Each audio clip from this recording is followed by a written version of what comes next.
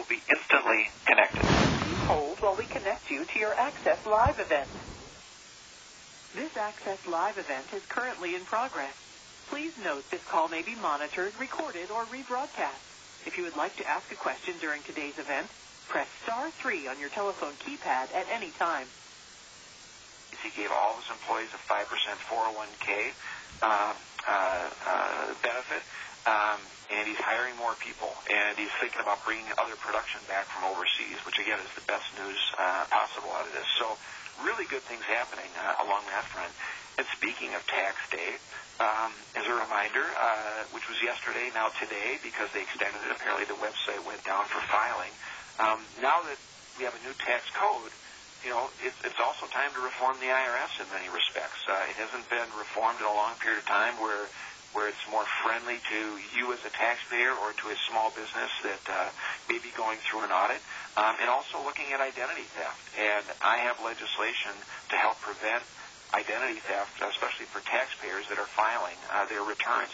We passed it on the floor yesterday unanimously. It's bipartisan. It makes perfect sense. And essentially, it's dealt with in this. And just so you know, the IRS, we found about 32,000 fraudulent tax returns were filed in just the first 2 months in 2016. This particularly hits seniors hard with ID theft, where essentially a scammer takes a Social Security number, they file a fake return, and then they pocket the refund that is due to that person. And then when the real person files their refund, guess what? They find out that their refund's already been taken by someone else. And then they've got to go through the nightmare maze of dealing with lots of government agencies, trying to get their identity back, trying to get their refund back. And a government audit found about $14.5 billion was attempted to be scammed back just a couple years ago. And so the bill that we passed yesterday helps prevent all of you and taxpayers against that ID theft by assigning a separate 6-digit PIN to every person who would like one when they file their return. So that would rotate every year. It guarantees the authenticity of the filer. They've used this in a couple of states right now, and for some taxpayers that have had identification theft, it works really well. But now we want to roll that out. We should roll that out for everybody to be able to use. And so that's the legislation that we passed yesterday and is moving forward with bipartisan support. I'll also mention this issue real quick. We've been able to make real progress in the area of stopping sex trafficking. And I say that because for years we have been trying to close down these websites like Backpage.com that have been advertising 12 and 13 and 14-year-old girls and boys for sex. And that's where 70% of all this terrible trafficking takes place. And these sites have been immune, or they've not been liable or accountable for advertising. But we just passed a law and was signed last week that now holds every one of these websites liable. The government and federal authorities and law enforcement stepped in. They've already shut down Backpage.com. And so we're going to see a significant decrease that all these traffickers are using these online sites. And it's happening right in Minnesota at a high level. I've gone on sting operations with our Minnesota law enforcement right on the 494 corridor. And they put up an ad on Backpage.com for a 15-year-old girl, and within an hour they had 100 hits just on the 494 corridor. Thankfully, that Backpage.com opportunity is not there anymore for these bad guys. And so we're making real significant progress, and it's literally saving lives. That's very, very important. Also, I should mention, too, we have some significant wins on Alzheimer's. We have now given record dollars amount for federal research in Alzheimer's and also the National Institutes of Health. I'm also a co-sponsor of legislation for more effective use of these resources by establishing centers of excellence in public health that will help promote effective Alzheimer's disease treatment and caregiving interventions, as well as educating all of the public on Alzheimer's disease and some of that decline that happens with brain health. And then, that's going to be an issue we have to tackle more and more as we have more people retiring and healthcare costs in that area. So if we can get it up front with some solid research and funding, we can make good progress. I want to make sure we leave some time to open this up for questions for all of you, and you can ask a question if you like. Dial *3 on your telephone, and we'll just take questions. Happy to do it. One other thing, too, I'll mention, too, is that, and a lot of folks may not realize this, but Medicare, we've always had these arbitrary caps that have been in place for seniors in particular who want to get physical therapy or occupational therapy, and the seniors who need these treatments to lead healthy, productive lives have run up against artificial caps. Well, my legislation to remove those artificial caps that have been fixed year after year is now permanently done and fixed. Big bipartisan support vote when we've had that.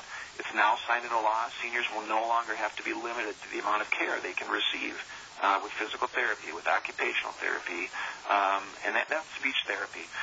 That is a very important move forward in helping a lot of folks, particularly in our senior community, in the right direction. Okay, we're going to keep rolling. Okay, we've got our first question. I think we'll go with Tom from Eden Prairie. Tom, you still there? Oh, I am still here. Hey, thanks for waiting. I guess what concerns me is what's happening and has happened to the Republican Party. And there are several things that I think the rank and file, certainly myself as being a moderate, I just can't live with, and that is this unwillingness to deal with anything to do with gun control. Okay.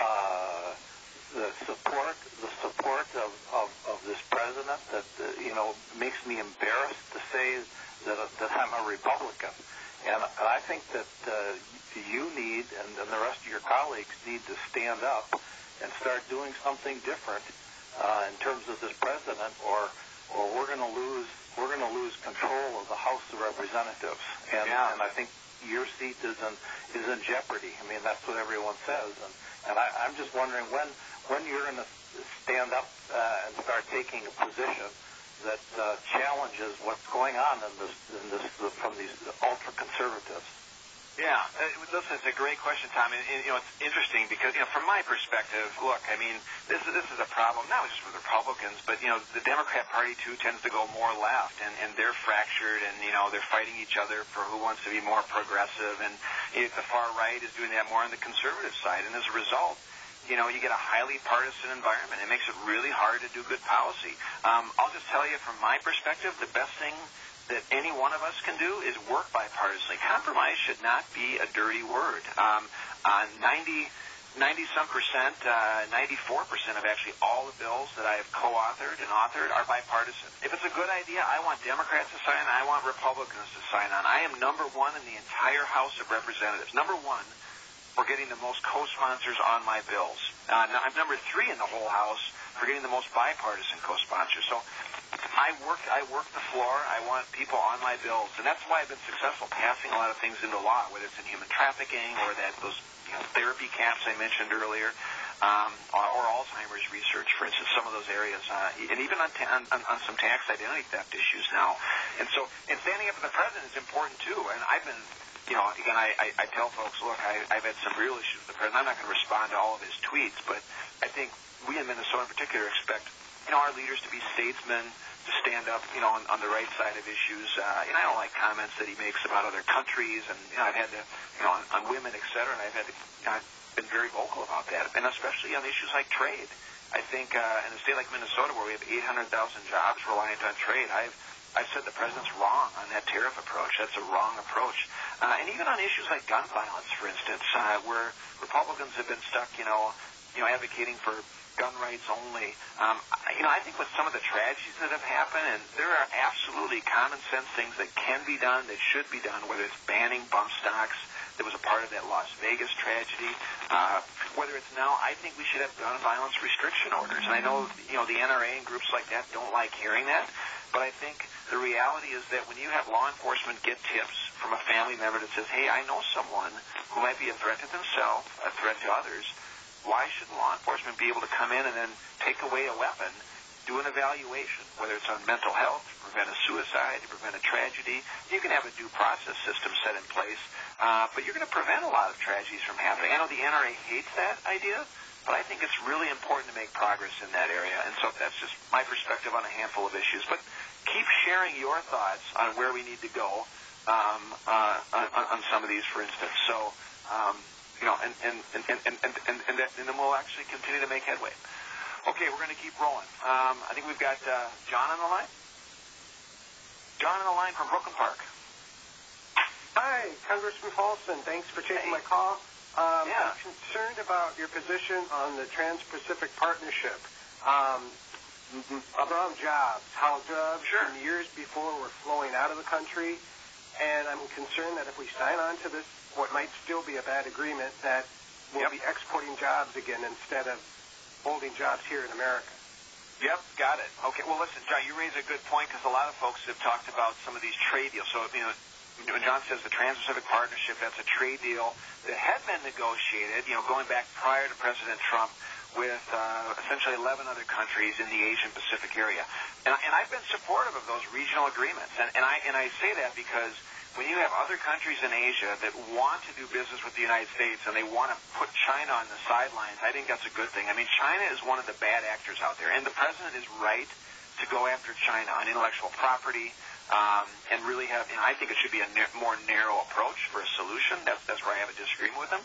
But we should absolutely hold them accountable for unfair trade practices because that's hurting us, costing us jobs. I think one way to do that, though, is to be a part of these regional negotiations because then it forces China on the sidelines, forces them to follow the golden rule, right, the rule of law that we have that some other countries would embrace. And move them more in our direction. And as we have a more aggressive China or a more aggressive Russia, those countries don't like TPP. They don't. They don't want to see the United States be integrated with selling American around the rest of the world. So, in the end, it does mean we're selling more American goods and services to those countries. And I just don't think you can't pay attention to what's happening. You can't not pay attention to what's happening in those countries, which is critical. But the other part is, if you're going to have a trade agreement, you got to make sure it's a net plus, right? You're not going to negotiate or have something or support something it's a net loss. That's one thing to point out. So thanks for that feedback, John. That's really good. Okay, we're going to keep rolling. We got Tom from Chanhassen, I think, was on the line. Thanks for waiting. Yes, you're welcome, Congressman. Thanks for taking my call. The topic is the fraud, both on IRS and with Medicare. Yeah. And my employer, Seagate, sent out 9,000 W-2 forms about 2 years ago, and I was fraud, and they got like $9,000. And I hear the IRS publishes, we sent out like 35 million refunds in 3 weeks. And here's what happened. I called them. They said there's nothing they could do about it, even though they were notified by Seagate. I called Minnesota. They immediately said, we already know about it. We're on top of it. You won't have any problem. So it seems to me that the laws or some decrees, both from Medicare and the IRS, dictate that they have to send these things out so fast that they don't have the resources to actually review the fraudulent ones. So I'd like to find out if the laws that are being passed on IRS or that you talked about really address that, and Medicare has like $60 or $80 billion. What's being done to slow down those payments to health practitioners so they can be reviewed? Because I understand that private policies review this stuff carefully before they pay, but Medicare pays first and chases it after people later. Okay. Well, Tom, thanks for sharing the story. I opened up today a little bit talking about the ID theft bill that I just passed in terms of having a 6-digit authentication PIN that would have to be utilized by a taxpayer to make sure you're the real person. You've presented some additional IRS fraud or Medicare fraud or those W-2 forms, as you mentioned. The result, I think you said $9,000 lost. I should just mention, if anyone who's listening has had a similar situation to Tom where they have a personal experience, you should share that with us because, one, we have the liaison into the IRS and into the agencies where we can raise them specifically.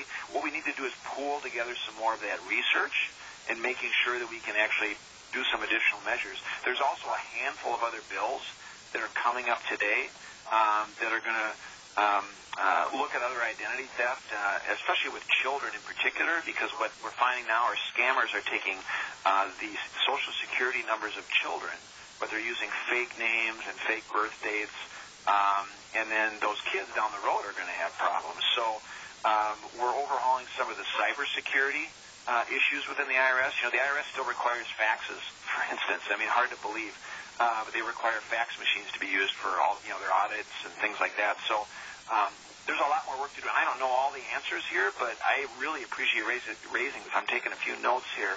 And even when the agency says nothing can be done, I think things can be done along those areas. So thanks for sharing that. Okay, we're going to roll. We got Judith on the line from Bloomington. Thanks for waiting. Hello. If you're still there. Yes, I am. And I have a couple issues. There's a lot of things that bother me right now in the administration. However, I do not understand the DACA situation. Okay. I'm a retired nurse after 50 years of full time being a pediatric nurse, intensivist, and a manager. And so kids are near and dear to my heart. And now they're adults, but I don't get why we are having so much trouble accepting the fact that we had a program, we used it, and now we are trying to make it difficult for the people that were sheltered under that program. Yeah. And we, you know, to me, children do not equate with a border wall. Yeah, right. Children, we did when I was growing up. I'm now 75, but when I was growing up, I was taught by my parents that we needed to care for each other. Sure. And so we were very involved in that. And so all the dynamic that goes on with finding fault and all that kind of thing is, one, not how I find you do business. Yeah. So that's why you have my vote. Yeah. But also, it is bothersome to me that we cannot see the benefit of having helped those children or other immigrant groups or whatever the situation is. But now we're bad-mouthing it by many members of Congress, and particularly the president. And so I'm calling because you, as I said, I vote for you because you think like I do most of the time. Yeah. Don't have to do it all the time, but you do most of the time. And I am concerned about those issues that affect children who have absolutely no resources to do anything for themselves. They are our responsibility, and we don't need to be inhumane in our approach to them. Well, Judith, thank you very much. Again, nice comments, and thanks for, as a retired nurse after 50 years, boy, I mean, you've been through a lot with health care and seen the situation. I'll just give you my perspective on DACA. And for all of you who don't realize or know what DACA means, essentially, is that, these are folks who came to the United States through no fault of their own. They're children of others who came to the United States, and essentially they're trapped here. So, for all practical purposes, they are America's children. They know no other country. They speak no other language in many cases, and they only know America. So for me, this makes no sense that you would not have a solution that allows these people to stay. And I've met with some of these DACA recipients, is what we call them. There's a good number of them in Minnesota. I think it's like 7,000. And their stories are just heartwarming about how first siblings went to high school, in college, working 3 jobs, taking care of their family. And we shouldn't have them be under threat of being kicked out of the country. That's my view. We should be keeping those folks because they're the ones that are going to make our country stronger. They're the easiest side of immigration reform to deal with, actually. And so obviously I think the natural compromise for a solution for them is just saying, look, there are security measures we need along our border. I'm not, saying you have to have a wall along the whole border, but there are absolutely things we should be done for border security. We should do those things. And then also make sure that there's a component of doing other reforms that allow people to be here, train here, be educated here, speak English, and fill the pipeline for a lot of jobs with a growing economy. So, all right, we're going to keep rolling. We're going to ski. Looks like we got Al from Eden Prairie. Thanks for waiting. Eric, this is Al Horner in Eden Prairie. How are you, sir? Very good. Good to hear from you. How are you? Good. My associate, Shellman, has talked to, I think, visited with you and some of your team members. And the topic, earlier on, you had comments about trafficking and anti-trafficking. I know you're working aggressively in that area. Yeah. So we have created a kids assault prevention program that's been adopted in-house in 3 pediatric clinics. The entire Minnetonka School District is implementing it as we speak as an in-school part of their curriculum. Girl Scouts have it in their catalog, so we have something that a lot of folks who are experts are saying really can make a difference in helping prevent assaults on children. And trafficking victims, studies show about 90% of those trafficking victims had an antecedent event related to child abuse. So we're really ready to scale this thing after the product has been proven with so many people here in town. My question is, we understand that we're going to be able to visit with you and potentially Amy also. Amy is also very interested, and we're just looking forward to that get-together when we can tell you more about this. And the question will be, what's the most appropriate role of government to help us scale this so we can reach, there's about 22 million kids, K through 4, that this program addresses in America. And the question we want to kind of get our arms around, we're doing really well here in the metro area and in Minnesota, but what's the best way to help us reach 22, 3 million kids in all of America? We're looking forward to being able to visit with you about that. Okay, well, I'm looking forward too, Al. Thanks for sharing those thoughts. And I'm a little familiar with that Kids Assault program because I had a conversation with you. I think you are coming in to visit recently. And look, I think it's a combination of federal government, states, and locals, and making sure local control has accessibility to some new ideas and programs, for instance. So I'm looking forward to that conversation. So I don't know what else I can tell you until I learn all more details. But I'm excited that there's some solutions that are being presented out there, and then sharing and educating some of my colleagues on that down the road too. And it sounds like it's going to be a very bipartisan component, which is really critical to making progress and getting some stuff done in this area. Hey, real quick, before we take our next set of questions, I want to ask you guys a question, and you can dial *3 on your phone, and you'll go into a question, or into a queue. But I'm going to ask you a question, and feel free to hit a button on your telephone. You hit the button on your telephone, and that will let you know what the it'll give the response. So here's the question to you. As you recall, the president authorized the bombing of Syria over the weekend with some of our allies. So the question to you is, do you support the president's decision to bomb some of the sites in Syria along with our allies as a response to the Syrian leader Assad using chemical weapons on his own citizens? If you think yes, that was an appropriate military response for the United States, hit number 1 on your phone. If you think 2, that was not appropriate for the United States to engage in that in the bombing, hit 2 on your phone for a no. And hit 3 if you're undecided, because, again, no easy answers sometimes to these questions. But if you think it was the right thing to do after Assad used weapons on his own citizens, appropriate response, hit 1. Hit 2 if you say no. And hit 3 if you're undecided. And, again, I understand if you don't have all the information. Okay, we're going to keep rolling on the questions now. I think we have the next question that we have is, we'll take Donna from Bloomington. Oh, I'm just wondering what your stance is on climate change. I think it's a hugely important issue, and I'd like to know specifically what you're doing to address that issue. Yeah, well, I should ask you. I mean, do you have any thoughts yourself? I do have a couple thoughts, but any ideas that you may have? Oh, I may have lost Donna. I was trying to get some ideas or thoughts from her too, but. Well, look, I mean, on climate change, the question is, what can the United States do to making sure that we're actually addressing some of the challenges that are going on around the world, right, with the warming or whatever. So the United States can't do it alone when now China's number 1, right, in emitting greenhouse gases. So I think some of the things we can do is energy research. There's some new provisions that were just passed as a part of in the law some of the tax reforms that passed just recently that now focus more incentives on carbon capture, for instance. I think we need to do more with nuclear energy, much like France and European countries are doing with their 70% plus of their energy is nuclear.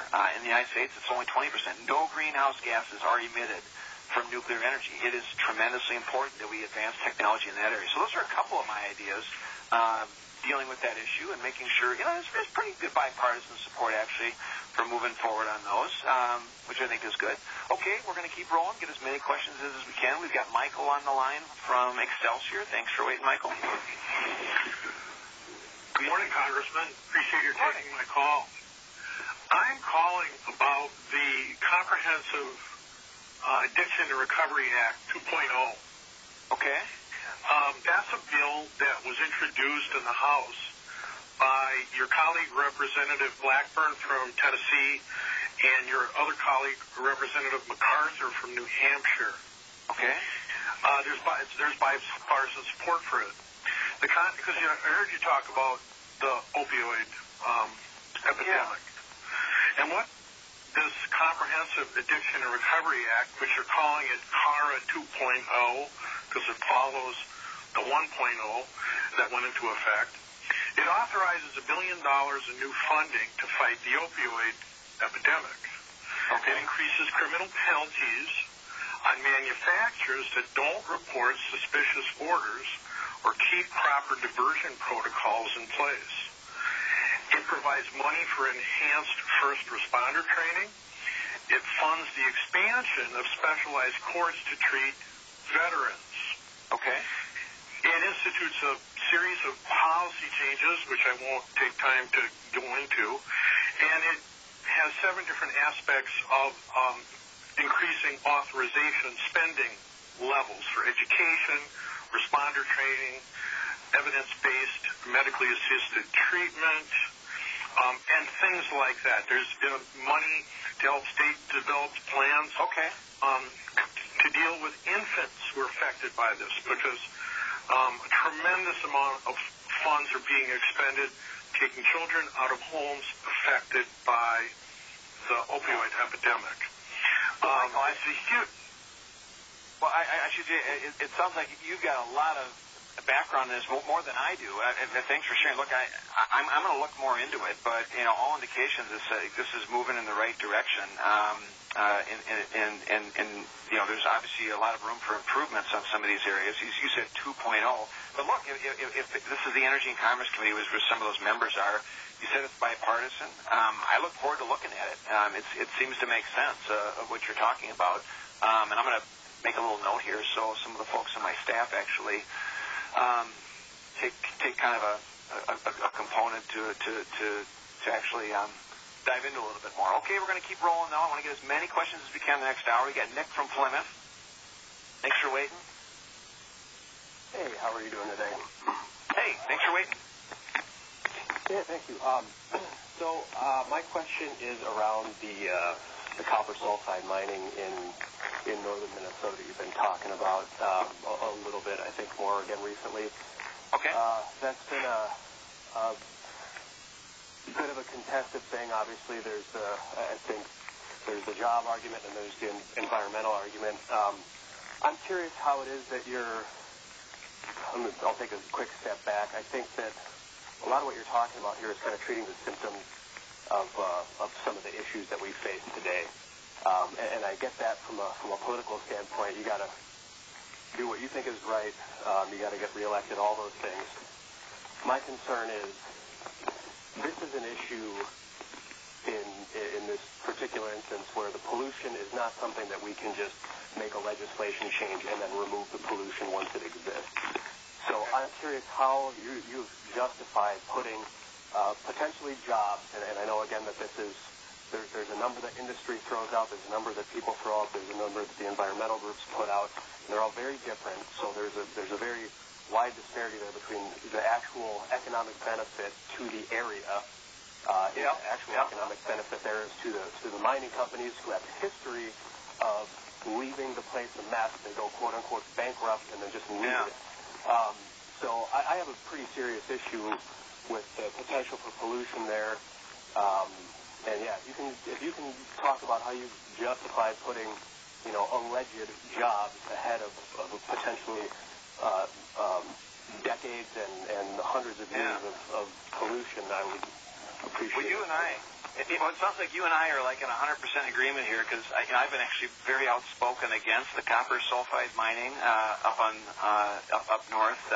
Actually one of my colleagues, Tom Emmer, Republican, he had a bill that would essentially, go around the science reviews that were going on with the administration and how it was set up with the previous administration.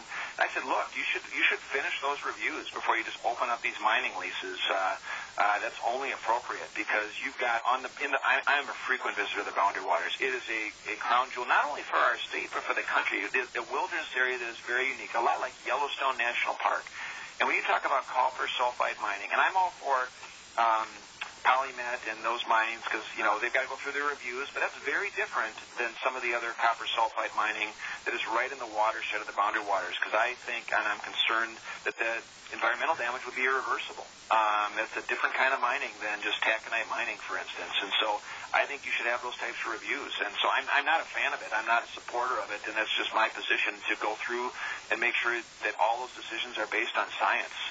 Because I think the job numbers are pretty small.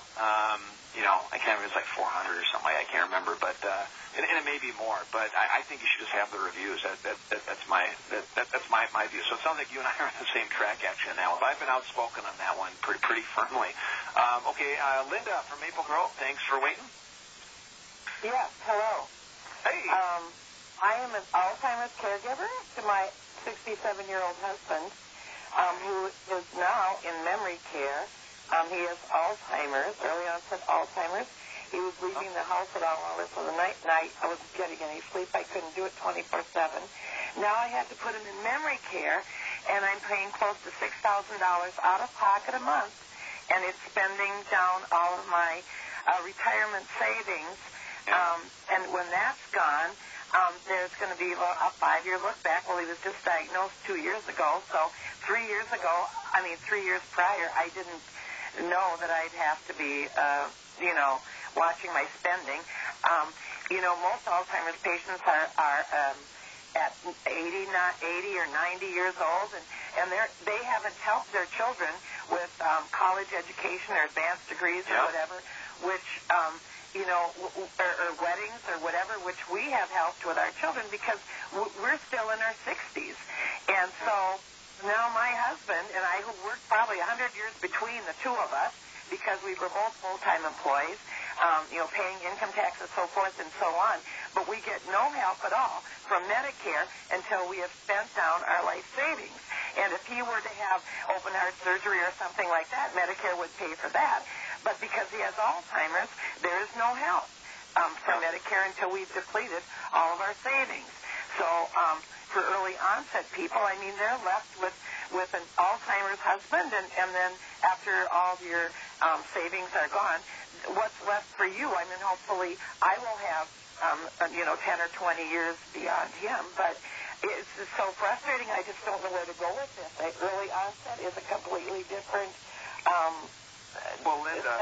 set of rules. Should be, rather than it's not your parent, it's your spouse. And thank you. I'm not. And again, thanks for sharing. Look, and this is a real issue. I've met with a lot of caregivers like you, and you talked about your husband's situation and the cost, right? From a financial standpoint, as well as just the time and the energy and the drain on a family perspective for caring for loved ones in this situation. There are no easy answers to help address with the cost, but I will say there's a couple of initiatives. Again, with more funding going in Alzheimer's, record amounts, that's a good thing, right? To try and catch as much of that as upfront as possible to find a cure. But we've also got other legislation that will establish more infrastructure around this area with centers of excellence in public health dedicated to promoting really effective Alzheimer's disease and caregiving interventions, which is really important. Also, more data analysis, reporting cooperative agreements with the the federal government that helps ensure that data on Alzheimer's and decline, et cetera, is going to be analyzed better and disseminated back to the public in a timely manner. And there's also things that, and this is down the road, but, we need to do more to increase palliative care and hospice training for healthcare professionals and really launch a national campaign to help inform patients and family members about those types of benefits that weren't realized in past years. So there's a lot of different things to do in this space without easy answers, but there are some opportunities for some progress. So thanks for sharing your thoughts on some of those ideas. I'm going to keep rolling, though. Thanks for taking the time today. Dial *3 if you want to ask a question. We've got Joanne on the line from Minnetonka. Thanks for waiting, Joanne. Hi. I'm concerned about the Mueller investigation, how it seems like a lot of the Republican folks are kind of backing away from supporting Mueller in that. And, I just think it's really important that he's able to complete his investigation and have the support of both parties. Yeah, well, listen, I agree with you. Look, Mueller is an independent counsel. He was appointed, and this is in the news all the time. To be honest, I don't pay attention to it. My constituents, people like you, it's in the news. People don't talk to me about this. I think that he should be able to finish his investigation. That's why he's there. It doesn't make any sense to attack him. It's just all politics on both sides.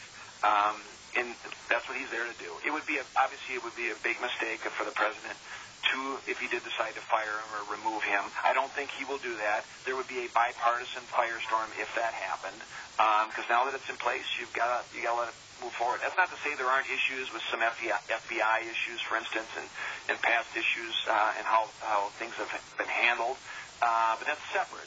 That's separate, though, from the Mueller investigation, for example. Okay, want to keep rolling with questions. Thanks for joining, and I think we've got... they had someone on there who just dropped off, and so I think the next one who just popped up is now John and Rogers. Thanks for waiting. Hello, am I speaking with John? Carl? Yes. Is it time for me to... You're up. How are you? Okay, very good, thank you. Yeah. Here's an issue that under 2018 tax reform law, I understand that the deduction for medical expenses has been removed. My mother worked 2 jobs all of her life. She's in a nursing home now. So she had savings that accumulated to, with earnings, about $700,000. But her nursing home for the last 2 years is running $8,000 a month, $96,000 a year. So she's going to exhaust her expenses and be pushed onto the public dole faster because of this removal of the medical cost deduction. Yeah. So I'm wondering if there shouldn't be some sort of exception because there are private funds and we want to pay for it privately.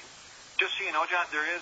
So nothing was changed in the law. So there was talk about making some changes in the medical expense deduction, but actually some of us, and I was a part of it, worked hard to keep it in place. In fact, we even made it easier to claim that medical expense deduction. So for next year, and the year it's actually going to be improved, where you can claim a bigger deduction. It'll move to 10% of income rather than 7.5%. That is good news. And do you know where is there a published kind of outline of the 2018 tax reform law? I really haven't seen one anywhere yet. Oh, well, you know what? I will have someone get in touch with you, actually. That's a good question, and because we have some folks on our tax staff. So why don't I'll just make a note, and I'll just make sure someone follows up with you. But on the medical expense deduction side, you're actually in a pretty good spot. And I'll make a note that someone gets you some more tax info. So thanks for sharing that. Appreciate it. All right, have a good day. Okay, we're going to keep rolling. Thanks for taking the time to call. Okay, I think we've got Tom on the line from Bloomington. Thanks for waiting. Hi, thanks for taking my call. My question has to do with the kind of overarching issue of civil discourse in the country. All the issues that we have to deal with, there are a lot of them, and people like yourselves and others, Congress and so on, are working on them. I think I'm concerned about the increasing polarization that we have. If somebody disagrees with me on an issue or I disagree with them, it's very difficult to find a way in which we have places anymore to really talk those through. And I know individual people, and there are groups even within Minnesota that are trying to work on that, trying to get different people from different viewpoints to learn how to come to understand one another, not necessarily convince or change minds, but understand more deeply how we all have things in common. Okay. And I was wondering, from your perspective, a large part of how this will get presented into the culture is through our leaders. And you and other representatives and congresspeople, both on the state and federal level, what do you see as your role in trying to help all of us in the population to better understand and have places and ways in which we can talk to one another, you know, to really understand, because unless we do that, none of the answers we get are really going to last. Yeah. Well, hey, listen, Tom, I mean, you're talking about the exact nature of politics. I mean, when you're involved in politics or government, you know, the whole idea is, in public services, you know, you have, you know, goals to get to, and sometimes, you know, different parties have different ways of getting to the same goal, but you have to use that as a part of compromise or discussion, and civil discourse is really important. I mean, one of the things that I've done is I'm part of what we call it the Civility Caucus. So there's a handful of us at a bipartisan level. We pair up with colleagues, and the idea is that we try to go to each other's districts or speak at events together to, you know, talk about where we may disagree on things, but things where we actually do agree. And that's so, you know, and that leads into sponsoring more bills bipartisanly, putting together ideas and initiatives bipartisanly. Because look, I mean, you know, the pendulum for who's in charge of government always is going to swing back and forth. But if you want to be successful, you know, as a legislator, you know, I've ended up passing more bills when I was in the minority than I was in the majority, and that was just through legislation relationships. And so, you know, yesterday I just passed my identity theft bill with Susan Delbeni from Washington State, who's a Democrat, you know, a pretty liberal Democrat. So I think there's more we can do in that space. I almost wish that we had mandatory dorms, too, in Washington. And I half-jokingly joke about that. But, look, if you spend more time together, you're going to be less likely to say something nasty about each other. You know, that's the reality. And so, you know, it's one of the reasons why I try to socialize, even if it's fun, you know, playing hockey every week on a Monday night with folks.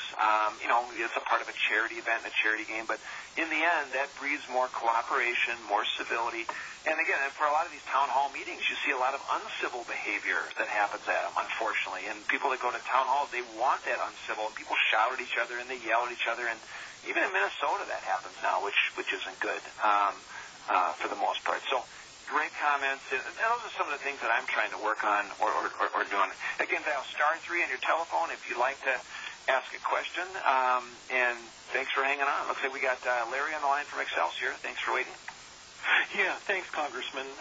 You know, one of the questions that you had asked of us is what did, where did we feel, did we support the president with regard to the missile strikes to the chemical warfare? And so I guess I'm going to turn the question a little bit back on you.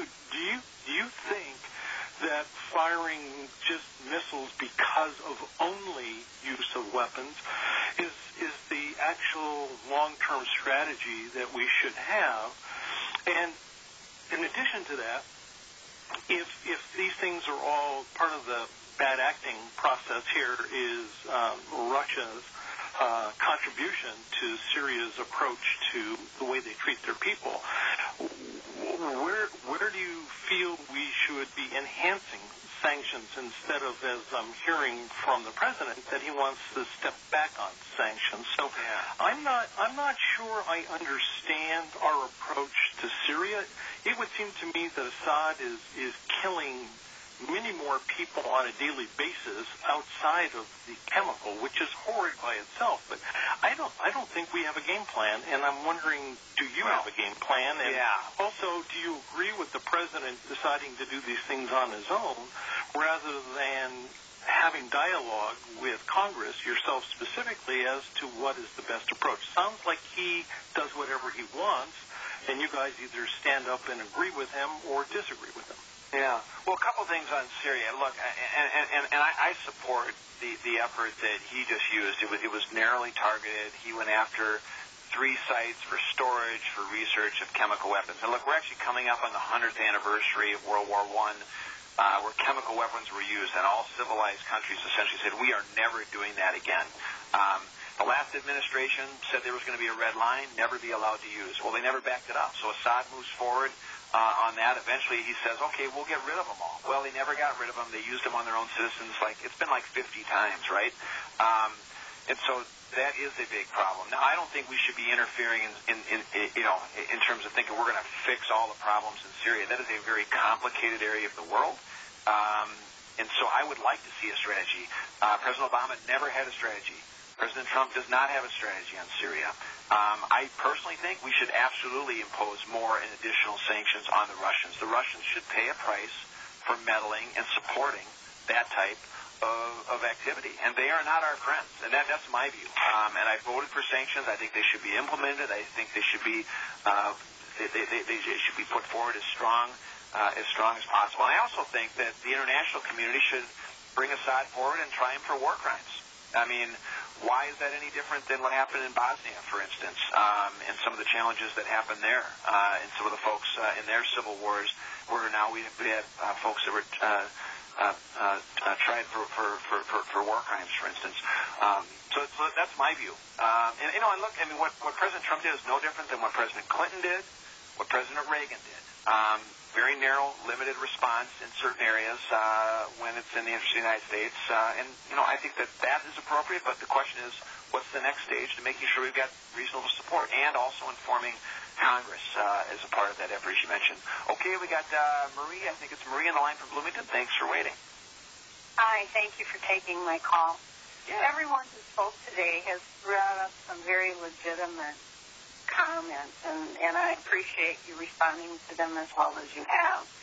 Mine are just a couple of comments that I feel that I worked in the banking business, and every time the government shut down, I used to get the calls from the business people about not being able to pay their payroll. Yeah. I don't believe that our government has the right to shut down because you can't get along. I'm appalled at the fact that we, and I'm not talking about you directly, sir. Please do not. Yeah, I get it. This has happened more than once. But we pay you, and yet they want to stay. They always have to come close, either shut down or they have to come close to the deadline. Yep. They always have to push the line. And I think that we all have to be realistic. And cooperation really is the way to get along. Yeah. I'm an immigrant. I came over as a small child from Denmark, and I'm an American citizen, and I'm a proud American citizen. I support law enforcement. I support the government, but I do not appreciate that they spend money for their bad behavior, and we pay it out of our tax dollars to pay people off. That account has to be closed, and anybody they all should have it. We should pull back that money that we gave. Yeah. Hey, good points, real quick, really good points. Number one, I agree on the government shutdown side. Look, I mean, years ago, Republicans were a part of this government shutdown effort, which was just crazy, and they thought they could, shut down the government over Obamacare. That's not going to go anywhere. And then just a few months ago, the Democrats all thought, well, we'll shut down the government because of immigration reforms we want. Well, Democrats realized that was not going to work either. Not a good idea. And so both parties have been responsible for this. And in the end, it's like I said earlier, I think cooperation, like you said, or compromise shouldn't be a dirty word. But, keeping the government open and running is important. We can focus on priority spending, et cetera. And you mentioned these accounts, right? We've had sexual harassment account issues where it wasn't revealed. There were only certain committees that knew that these taxpayer dollars were being used for payouts in certain areas. I mean, which is just crazy, for instance. It doesn't make any sense at all. And so now we've implemented reforms to making sure that that's dealt with in the House very aggressively. Not going to be tolerated, not going to be, and it's why you've seen some members of Congress resign outright and leave. From my point of view, that's appropriate. Again, we're going to keep rolling. Thanks, everyone, for joining. We've got Richard on the line from Eden Prairie. Thanks for waiting. Hello. My question is, I know if they shut down, if they try to fire people, Attorney General, Assistant Attorney General, and Mueller, what will you do? I know you said there'd be a firestorm, but can you do as an individual congressperson to fight? Yeah, I see. You're saying if that happened. Well, and it's kind of hard to say right now because there's some legislation out there, for instance, right, that says that would put in law you can't fire an independent counsel, right, or put some accountability measures around it. I mean, realistically, that legislation isn't going to get passed and then signed by the president because I'm assuming the president's going to say, I'm not going to sign into law. So we got to think about what do we do to maybe, essentially just prevent it from ever happening in the context of saying, one, keeping the public pressure out there saying, that's what I think is the best thing to do. Whether you're a Republican or a Democrat, be out there saying, no, it would be inappropriate if the president fired an independent counsel that was appointed by the Justice Department. And keep in mind that person was only appointed after an FBI director was fired a long time ago, and that as a neutral law enforcement person, right? So now you have Mueller in place.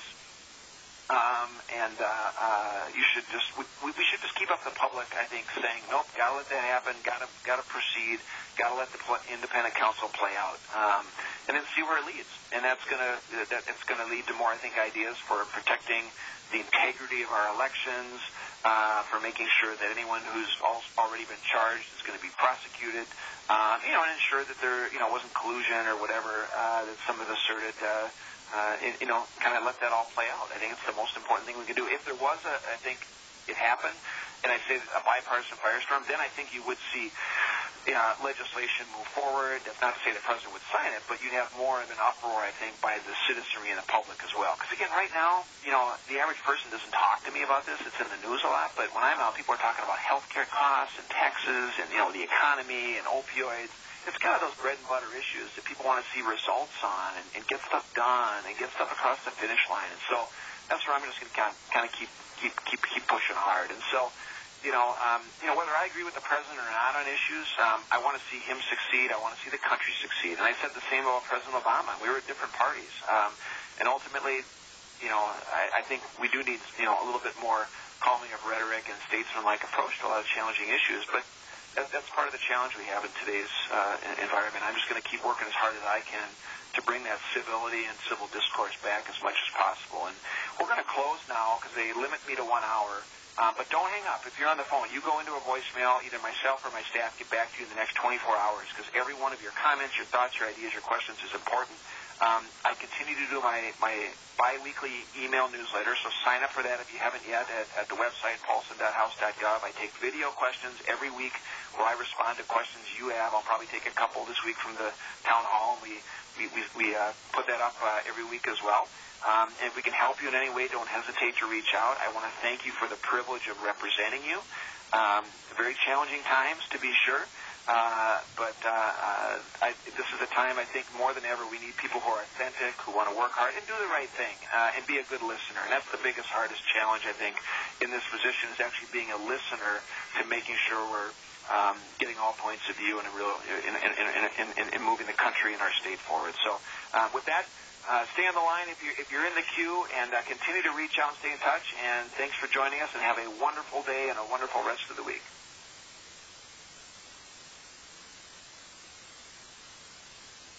The Access Live event has ended. Thank you again for participating in my telephone town hall meeting. I'm sorry I was unable to get to everyone's question, but please feel free to leave my staff a voicemail with any questions, comments, or concerns from the call. This is an emergency. You can contact my district office at 952-405-8510. We'll be sure to get right back in touch with you. Thanks again, and it's an honor serving you in Congress. If you wish to leave a message, please press 1. Otherwise, you may simply hang up.